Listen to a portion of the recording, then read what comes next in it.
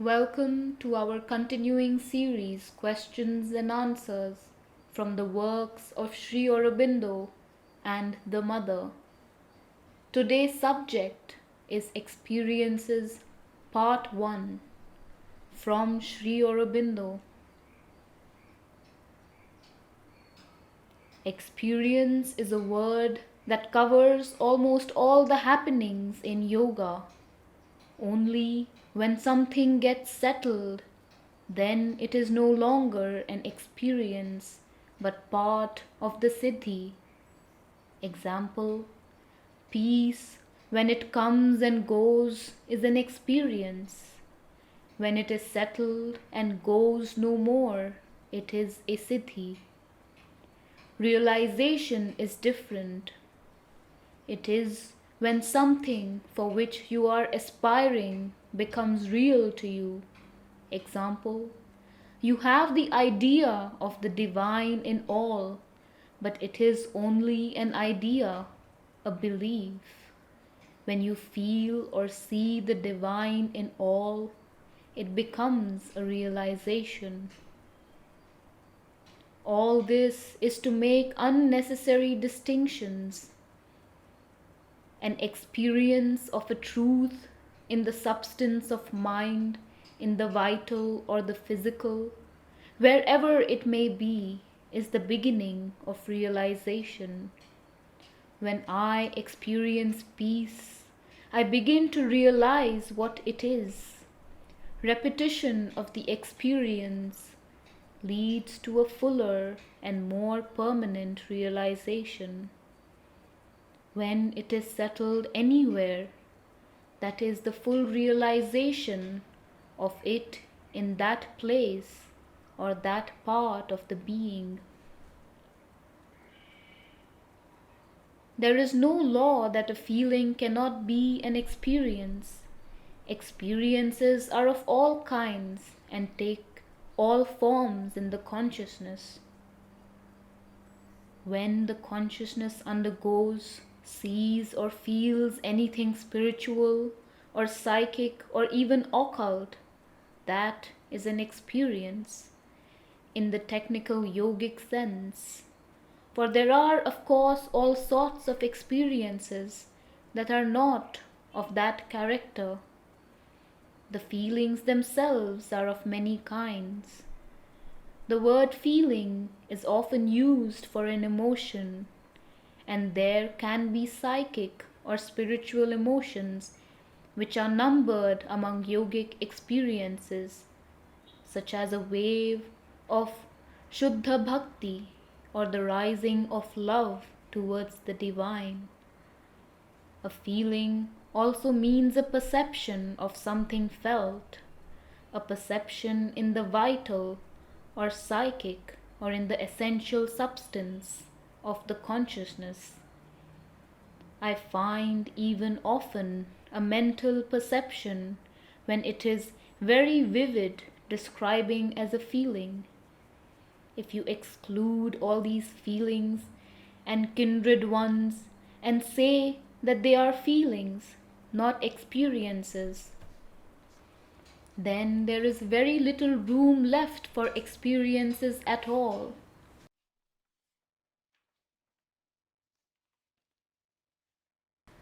Feeling and vision are the main forms of spiritual experience. One sees and feels the Brahman everywhere. One feels a force enter or go out from one. One feels or sees the presence of the divine within or around one. One feels or sees the descent of light.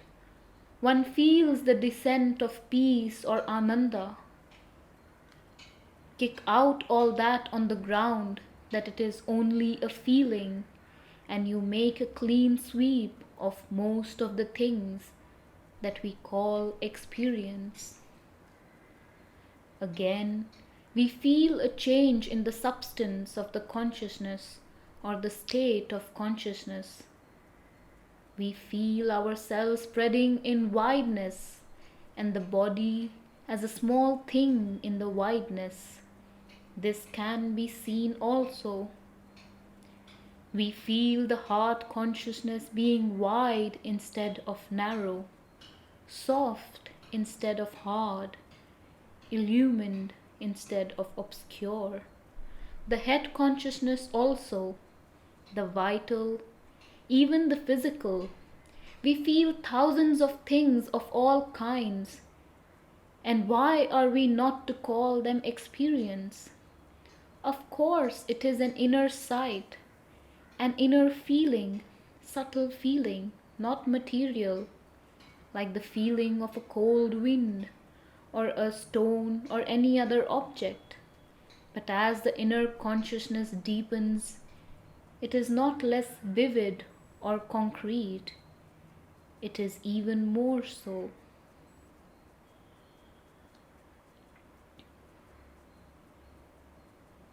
An experience is an unmistakable thing and must be given its proper value. The mind may exaggerate in thinking about it, but that does not deprive it of its value. It is not a question of giving an equal value to everything you do, but of recognizing the value of all the different elements of the sadhana. No such rule can be made as that trances are of little value or that experiences are of inferior importance any more than it can be said that work is of no or inferior importance. To some, rapid preparatory experiences can come at a comparatively early stage, but even they cannot escape the labor of the consciousness which will make these experiences culminate in the realization that is enduring and complete. It is not a question of liking or disliking. It is a matter of fact and truth and experience. It is the fact that people who are cheerful and ready to go step by step, even by slow steps if need be, do actually march faster and move surely than those who are impatient and in haste.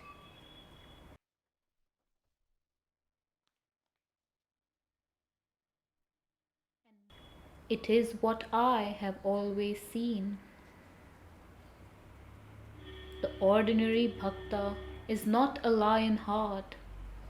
The lion hearts get experiences comparatively soon, but the ordinary bhakta has often to feed on his own love or yearning for years and years, and he does it. What I meant about the experiences was simply this, that you have created your own ideas about what you want from the yoga and have always been measuring what began to come by that standard. And because it was not according to expectations or up to that standard, telling yourself after a moment, it is nothing, it is nothing. That dissatisfaction laid you open at every step to a reaction or a recoil which prevented any continuous development. The yogin who has experience knows that the small beginnings are of the greatest importance and have to be cherished and allowed with great patience to develop. He knows, for instance, that the neutral quiet, so dissatisfying to the vital eagerness of the sadhak, is the first step towards the peace that passeth all understanding.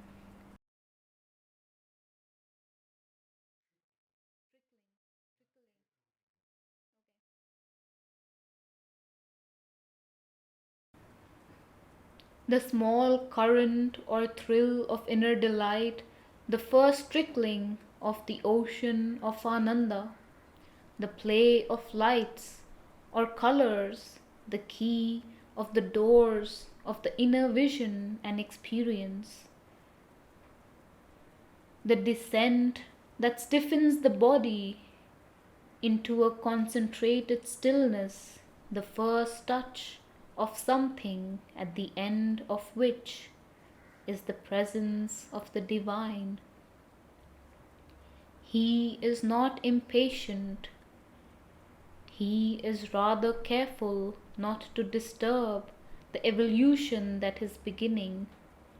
Certainly, some sadhaks have strong and decisive experiences at the beginning, but these are followed by long labor in which there are many empty periods and periods of struggle.